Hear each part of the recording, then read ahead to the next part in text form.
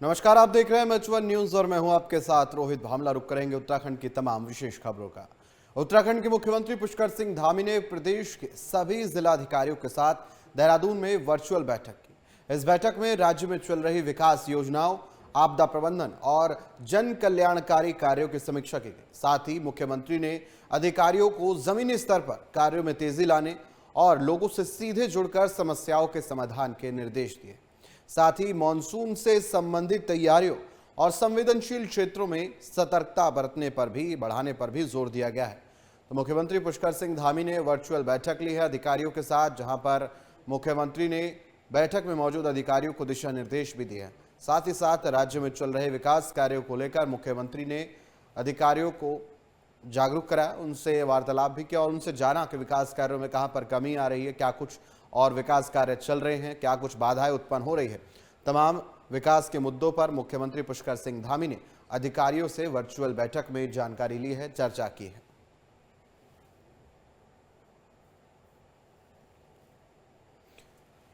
तो देहरादून में वर्चुअली रूप से मुख्यमंत्री पुष्कर सिंह धामी ने बैठक की है, जहां पर जिलाधिकारियों के साथ ये बैठक रही।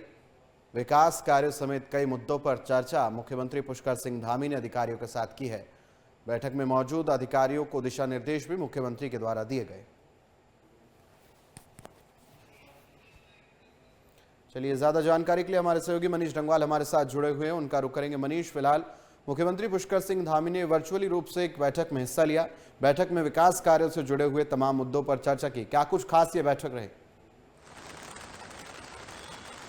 देखिए, बिल्कुल सभी जिलों के जो जिलाधिकारी हैं उनके साथ वीडियो कॉन्फ्रेंसिंग के जरिए मुख्यमंत्री पुष्कर सिंह धामी ने जो है वो बैठक की है और प्रदेश के जो सभी जिले हैं वहां पर विकास कार्यों को लेकर फीडबैक लिया है कि आखिरकार किस तरीके से विकास कार्य आगे बढ़ रहे हैं। साथ ही जो मानसून की बारिश आज उत्तराखंड में हो रही है उसको लेकर भी सभी जिलाधिकारियों से फीडबैक लेने का काम मुख्यमंत्री पुष्कर सिंह धामी के द्वारा किया गया और सुबह 9 बजे से ये बैठक शुरू हो गई थी और सभी जिलों के जो जिलाधिकारी थे वो इस वीडियो कॉन्फ्रेंसिंग के जरिए इस बैठक में जुड़े थे और सभी जिलों के जो जिलाधिकारी हैं उनसे मुख्यमंत्री पुष्कर सिंह धामी ने एक एक करके जो है वो जिलों में विकास कार्यों के साथ मानसून की जो बारिश हो रही है उसको लेकर फीडबैक लिया है। जी मनीष, ये बैठक काफी अहम मानी जा रही, क्योंकि विकास कार्यों को लेकर चर्चा की है। साथ ही साथ मुख्यमंत्री ने दिशा निर्देश भी दिए हैं जिलाधिकारियों को, क्योंकि वह तमाम जिलों के अंदर अपने जो तमाम उनकी निर्धारित सीमाएं हैं उनमें कार्य कराए।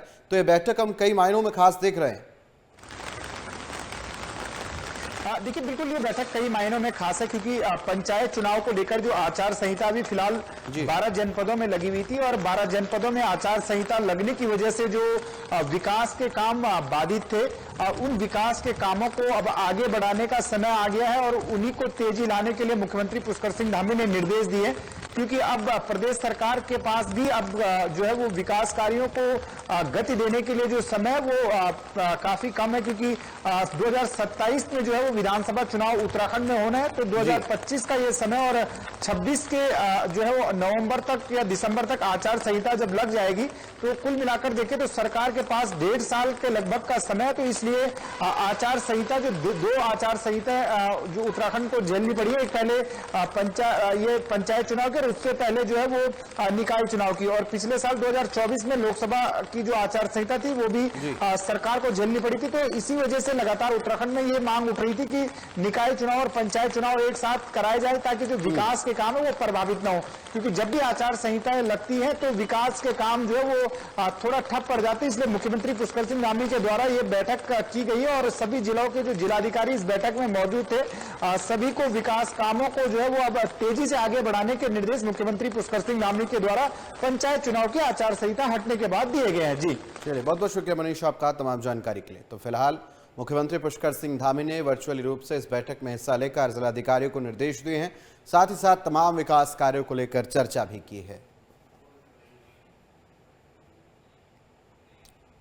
बढ़ते अगली खबर की तरफ। देहरादून में देर रात से हो रही मूसलाधार बारिश के बाद जिला प्रशासन हाई अलर्ट पर है, जिसको लेकर मौसम विभाग ने आज देहरादून समेत प्रदेश के विभिन्न जनपदों के लिए भारी बारिश का ऑरेंज अलर्ट जारी किया है और लोगों से अपील की है कि बारिश के समय घरों से ज्यादा बाहर न निकले और सुरक्षित स्थानों पर रहे। नैनीताल, चंपावत, बागेश्वर और देहरादून समेत अन्य जिलों में मौसम विभाग की चेतावनी को ध्यान में रखते हुए 4 जनपदों में स्कूल की छुट्टी घोषित की गई है। मूसलाधार बारिश के बाद जिला प्रशासन अलर्ट पर है। मौसम विभाग ने ऑरेंज अलर्ट तमाम जिलों में जारी किया, जिसके चलते 4 जनपदों में स्कूलों की छुट्टी आज घोषित की गई है। मूसलाधार बारिश के बाद लगातार जिला प्रशासन हाई अलर्ट पर है। इसी के सिलसिले में सुरक्षा को ध्यान में रखते हुए ये छुट्टी की गई। चलिए, मनीष जंगवाल हमारे सहयोगी हमारे साथ जुड़े हुए, उनका रुख करेंगे। मनीष, फिलहाल मौसम विभाग ने बारिश का अलर्ट जारी किया है, साथ ही साथ स्कूली छुट्टी घोषित की गई है, क्या कुछ जानकारी इसको लेकर? देखिए, बिल्कुल मौसम विभाग के द्वारा पूरे प्रदेश में अगले 2 दिनों तक जो है वो भारी बारिश का अलर्ट जारी किया गया और प्रदेश के लगभग सभी जिलों में ऑरेंज अलर्ट घोषित किया गया है। तो कल देर रात से ही जो है वो पूरे प्रदेश में बारिश देखने को मिल रही है और देहरादून में बात करें तो देहरादून में भी काफी तेज बारिश जो है वो रात से ही देखने को मिली है। 4 जनपदों की बात करें तो नैनीताल, चंपावत, बागेश्वर और देहरादून में भी जो है वो ऑरेंज अलर्ट जारी किया गया था और इसी के चलते जो है वो 4 जिलों में जो है वो जिलाधिकारियों के द्वारा छुट्टी घोषित जो है वो की गई है और पूरे प्रदेश में ये बारिश देखने को मिल रही है। और मुख्यमंत्री पुष्कर सिंह धामी ने आज सुबह भी जब जिलाधिकारियों से वीडियो कॉन्फ्रेंसिंग के माध्यम से बातचीत की थी तो तब भी उन्होंने सभी जिलों का जो है वो फीडबैक लिया था और मौसम विभाग ने जो अलर्ट जारी किया है उसके अनुसार जो नदी नाले हैं उनमें तेजी से जो है वो पानी का बहाव देखने को मिलेगा और नदी नाले जो है वो उफान पर देखने को भी मिल रहे हैं। देहरादून में ही कई जो नदी नाले वो उफान पर देखे जा रहे हैं और मौसम विभाग ने इसको लेकर अलर्ट भी जारी किया गया था, जिसके बाद प्रशासन के द्वारा जो है वो अलर्ट जारी किया गया था और सावधानी बरतने के निर्देश जो है वो दिए गए थे। जिला प्रशासन के द्वारा लगभग सभी जिलों के लिए जो अलर्ट जारी किया गया था उसके बाद जिलों के द्वारा भी और आपदा प्रबंधन विभाग के द्वारा भी अलर्ट जारी किए गए थे और आम लोगों से भी अपील की गई थी कि वो नदी नालों के किनारे न जाएं और जो अनावश्यक यात्रा से बचने की भी अपील जो है वो लोगों से की गई थी। इस मनीष, अपील की गई है, साथ ही साथ क्योंकि अलर्ट जो है जारी किया गया है तो व्यवस्थाएं भी इस समय पर दुरुस्त की जाती है। क्या कुछ व्यवस्थाएं जिलाधिकारियों की तरफ से अरेंजमेंट जो है कराए गए हैं, अधिकारियों की तरफ से क्या कुछ पुख्ता इंतजाम फिलहाल देखने को मिल रहे हैं क्योंकि बारिश लगातार जारी है?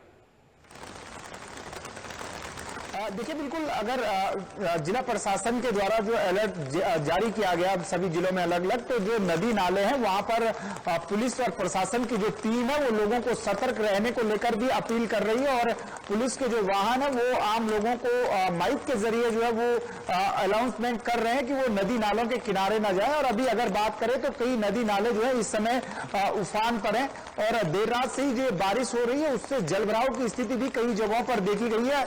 मैदानी इलाकों में जहां जलभराव देखने को मिल रहा है, देहरादून समेत जो हरिद्वार, उधम सिंह नगर है, वहां पर कई जगहों पर जो है वो जलभराव की स्थिति जो देखने को मिल रही है। वहीं अगर पहाड़ों की बात करें तो लैंडस्लाइड होने से कई जो जगह है वहां पर यातायात प्रभावित हुआ है। कल जो हल्द्वानी और नैनीताल जो मार्ग है वहां पर भी काफी तेज बहाव आया था तो कुछ देर के लिए जो है वो मार्ग अवरुद्ध हो गया था।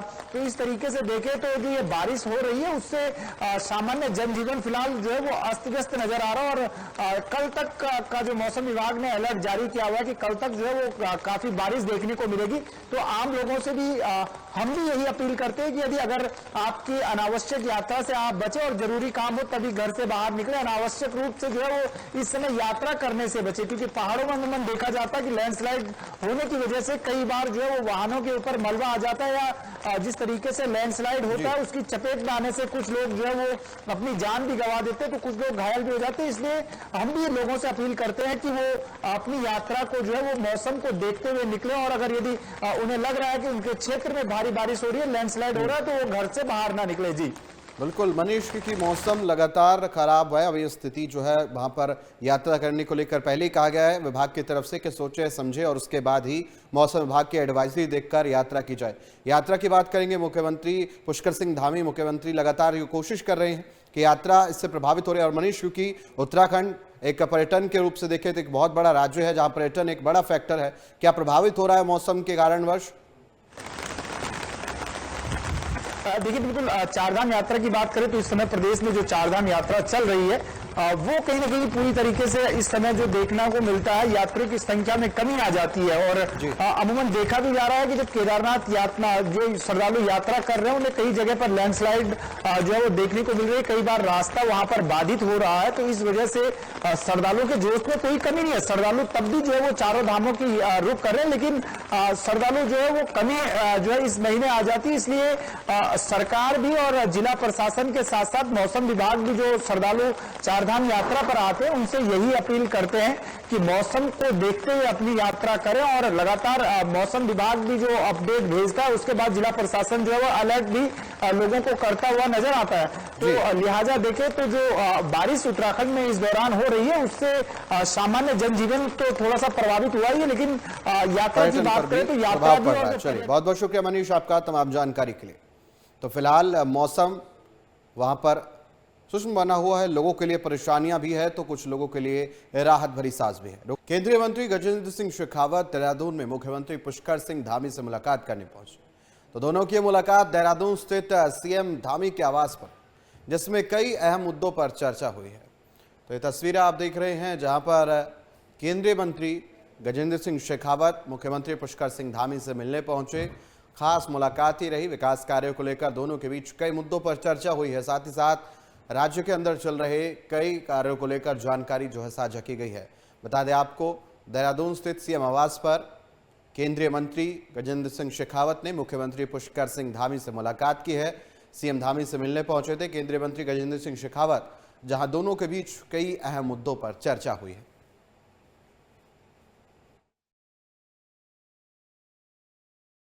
प्रधानमंत्री जी के नेतृत्व में देश की नारियों का सम्मान बढ़े, उनका स्वाभिमान जागृत हो, उसको लेकर के अनेक योजनाएं प्रारंभ की गई।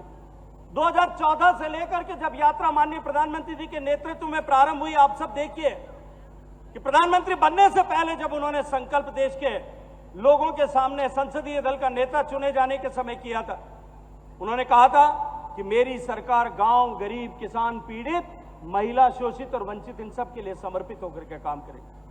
आज गरीब कल्याण की जितनी योजनाएं माननीय मुख्यमंत्री जी ने चर्चा की, मैं ज्यादा विस्तार नहीं देना चाहता। गरीब को घर मिले, गरीब के घर में बिजली पहुंचे, गरीब के घर में शौचालय बन पहुंचे, गरीब के घर तक पीने का पानी पहुंचे, हर मां को जो है वो बैंक के खाते के साथ में कनेक्ट किया जाए, गैस का चूल्हा उसके घर तक पहुंचे। इन सब योजनाओं के मूल में यदि किसी एक वर्ग के कल्याण का मंत्र था तो वो था महिलाओं के जीवन में परिवर्तन लाने के, ताकि वो इन मूलभूत आवश्यकताओं के अभिशाप से मुक्ति पाकर के देश के निर्माण में अपना योगदान कर सके। इस संकल्प के साथ में इन योजनाओं का सूत्रपात किया गया। योजनाएं इस देश में पहले भी बनती थी, लेकिन इन योजनाओं को केवल भाई भतीजावाद के चलते कुछ लोगों तक, अपने वोट बैंक को सुनिश्चित करने के लिए कुछ लोगों तक उस योजनाओं का विस्तार होता था। लेकिन देश के प्रधानमंत्री ने यह संकल्प किया कि विकास की योजनाओं में हम किसी तरह की कोई बंधन नहीं होगा, 100% सैचुरेशन, 100% लोगों तक लाभ पहुंचे, इस संकल्पना के साथ में काम करेंगे। तो देहरादून में रक्षाबंधन समारोह का आयोजन किया गया, जिसमें सीएम पुष्कर सिंह धामी शामिल हुए। इस दौरान सीएम धामी ने जनसभा को संबोधित करते हुए कहा कि पीएम मोदी ने बाबा केदार की धरती से कहा था कि 21वीं सदी का तीसरा दशक उत्तराखंड का दशक होगा। इसका मतलब है कि आने वाले 10 साल उत्तराखंड के लिए समृद्धि के होंगे। नए कनेक्शन, बिल वितरण, बिल वसूली और योजनाओं के रखरखाव का काम भी हम आउटसोर्स के आधार पर महिला समूहों को देने का प्रावधान कर रहे हैं। यदि मैं आज इस अवसर पर एक एक करके ऐसे कामों को गिनाने लगूंगा तो समय बहुत कम पड़ जाएगा, इसलिए मैं इतना ही कहना चाहता हूं कि ये सब केवल योजनाएं नहीं है, बल्कि ये बहनों के प्रति हमारा प्रेम और हमारी जिम्मेदारी है।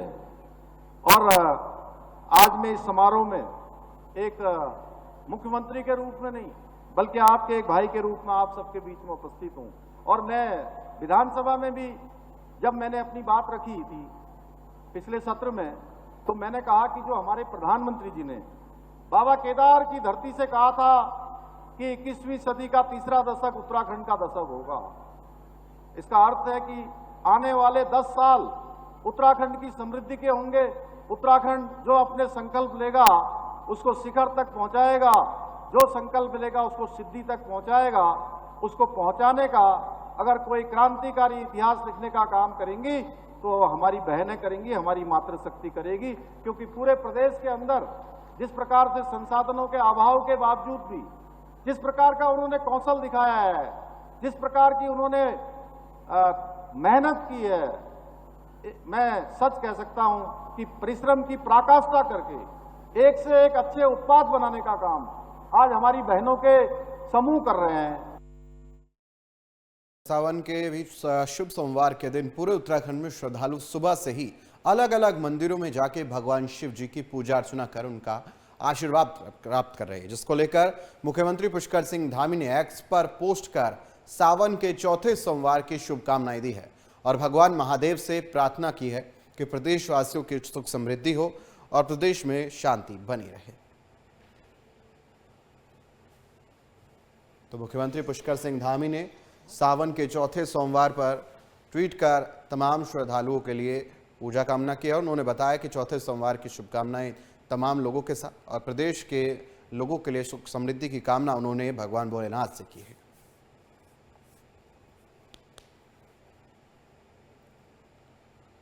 वही धर्म नगरी हरिद्वार में सावन के चौथे और आखिरी सोमवार के दिन शिवालयों में श्रद्धालुओं की भारी भीड़ देखने को मिल रही है। तो वहीं कनखल के दशेश्वर महादेव मंदिर में सुबह से ही शिव भक्तों का तांता लगा हुआ है। लोग सुबह से ही भगवान शिव जी को जलाभिषेक करने के लिए लाइनों में लगे हुए हैं और हर हर महादेव के जयघोषों के साथ भगवान शिव की पूजा अर्चना और दर्शन कर रहे हैं।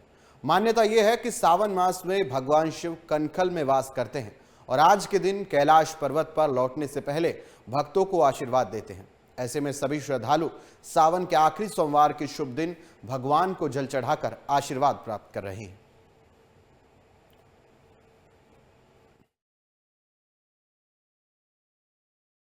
यहाँ आज जो कि श्रावण का आखिरी सोमवार है और भगवान शिव जी ने राजा दक्ष को वचन दिया था कि पूरे श्रावण मास को इसी यहाँ रह करके कनखल नगरी में रह करके सृष्टि का संचालन यहीं से करेंगे। तो ऐसी मान्यता है कि भगवान शिव साक्षात यहाँ विराजमान है और इसी श्रद्धा और आस्था से सभी लोग यहाँ भगवान शिव का जलाभिषेक करते हैं, उनको प्रणाम करते हैं, उनका पूजन करते हैं। और आपने देखा होगा सुबह 4 बजे भीषण बारिश के बावजूद भी यहाँ लाइन लगी है, लोग अपना यहाँ जलाभिषेक करने आते हैं।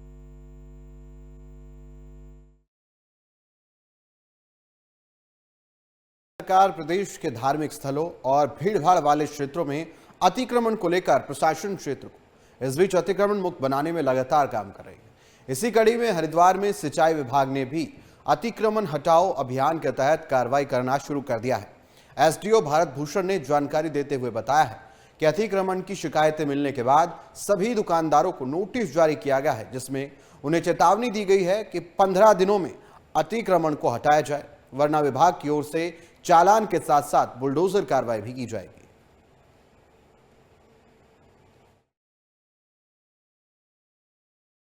अतिक्रमण के संबंध में हमारी टीम लगातार क्षेत्र में भ्रमण करती है।